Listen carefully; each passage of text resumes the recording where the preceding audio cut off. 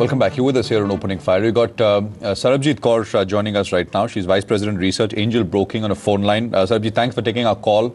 Appreciate it. HCL Tech, what do you make of the warning? I mean, third straight quarter now?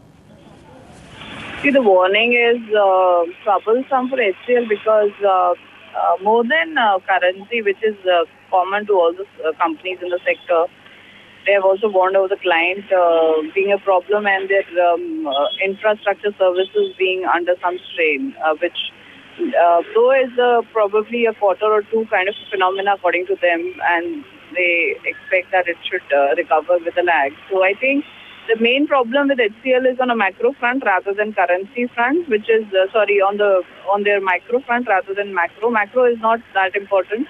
They have indicated a 80 bps kind of a cross-currency headwind happening.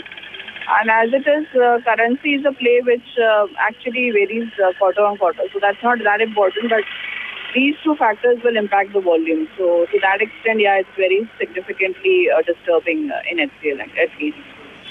No, okay, currency, let's forget about currency. What exactly are you most worried about? The IMS division? And IMS and also their clients, because clients not to that extent, because probably they have been aggressive in client acquisition, so probably they will be able to replace, but few quarters will be very disturbing. They also have mentioned that few quarters will be very disturbing compared to going forward, which normally is not the case, because first 2 quarters for any company in the industry is pretty good. So I think basically what they're saying is FY16 will be very bad for them. So probably we'll have to wait another year for returns to fructify in this stock actually. So these are specific clients which are cutting back or whatever, right? I mean, project cycles are getting longer. It's not spread across. What I mean is, one is domain-specific issue and another is client-specific. Client can be resolved because they're good at acquiring new clients.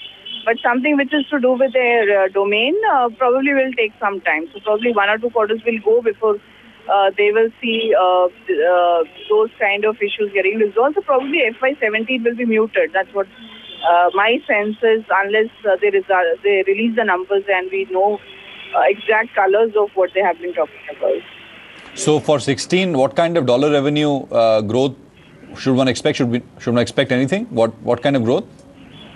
See, currently we have not changed the number. We're waiting for the quarterly to happen to see what kind of a volume impact they probably would be putting in, because this is the first quarter for the company, and what kind of a volume guidance probably they foresee coming for the next quarter. So as of now, we have not pruned our numbers, but I expect at least 5 to 6% of EPS downgrade happening in FY16 itself.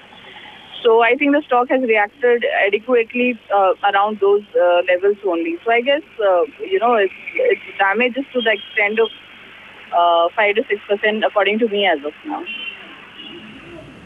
Okay. Thanks very much, Sarabjit. Appreciate you joining in. Good getting that perspective. And again, you're on your way. Thanks for taking our call there. Appreciate it. Let's, by the way, it's just HCL Tech.